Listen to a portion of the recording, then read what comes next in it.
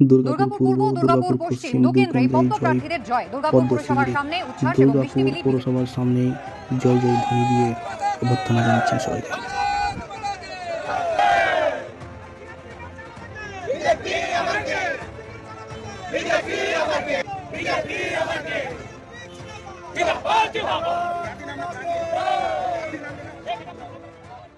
ভবানীপুরের সঙ্গে নন্দীগ্রামেও নিজের জয়ের ধারা বজায় রাখলেন শুভেন্দু অধিকারী।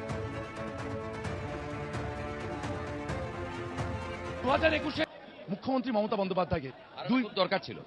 ভীষণ অত্যাচারী, দাম্ভিক, দুর্নীতিগ্রস্ত কথাবার্তায়, মানে যে কথাবার্তা উনি ভাষণে বলেন, প্রধানমন্ত্রী থেকে নির্বাচন কমিশনার, সুপ্রিম কোর্ট থেকে শুরু করে বিরোধী দলের লোকেদেরকে যে ভাষায় আক্রমণ করেন, ওর আর পতন দরকার ছিল।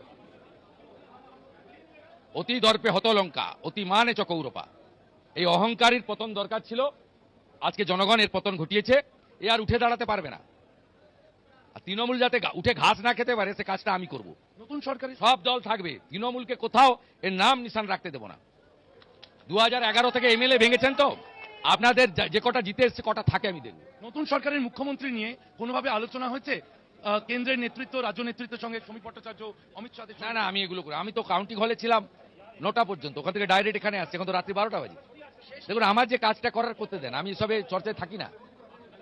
শেষ প্রশ্ন, যে সংখ্যা নিয়ে আপনারা এসেছেন, অনেক দায়িত্ব আপনাদের উপর এসছে, কিন্তু দিকে দিকে যা দেখা যাচ্ছে তৃণমূল কংগ্রেস যেভাবে হুমকি দিয়ে রেখেছিল তারা 4 তারিখের পর হিসেব হবে, আপনি দুটি আসনে জেতা বিধায়ক, কি বার্তা বিরোধীদের জন্য? না, আমাদের লোকেরা, বিজেপির লোকেরা শৃঙ্খলা পরায়ণ লোক, এবং মূলত হিন্দু এবং আদিবাসীরা বিজেপি করে।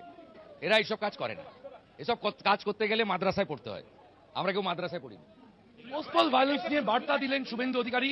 তার বক্তব্য অনুযায়ী তিনি মনে করছেন বিজেপি কর্মীরা তারা হামলা চালাতে পারে না, এমনটাই বার্তা দিয়ে রাখলেন। 2 আসনে জয়ী বিজেপি প্রার্থী নন্দীগ্রাম এবং ভবানীপুর থেকে জয়ের পর, নন্দীগ্রামে জয়ের পর শংসাপত্র নিতে হলদিয়া এসেছিলেন, সেখান থেকে বার্তা দিলেন। নীতিন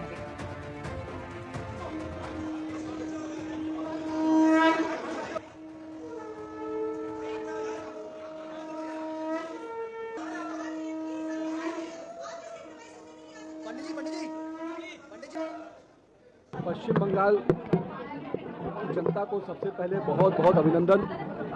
सभी राज्यों के जो चुनाव हुए उन राज्यों के जनता को मेरा बहुत बहुत अभिवादन।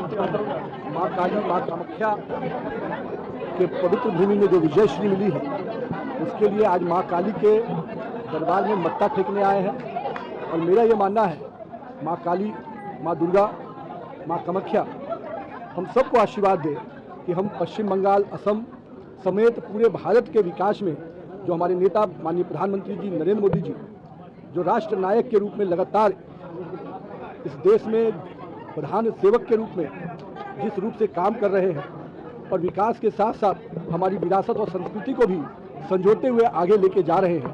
और मैं मानता हूं कि पश्चिम बंगाल की संस्कृति को और पश्चिम बंगाल की विरासत को किसी के नेतृत्व में आगे बढ़ सकता है तो